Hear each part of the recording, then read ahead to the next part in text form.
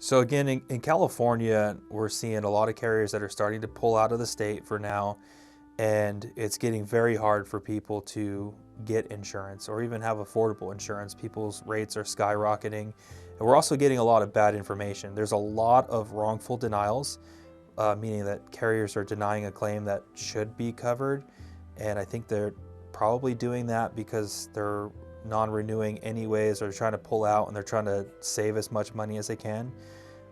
There's some agents are telling homeowners, if you file this claim, you're going to have this $18,000 deductible. This just happened today from a homeowner, which I've never seen or heard of.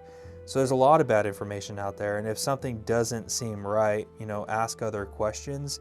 But this goes back to, don't make insurance your first phone call. Make that your last resort. If you can work with your restoration company and keep costs minimal, you may not have to involve insurance at all.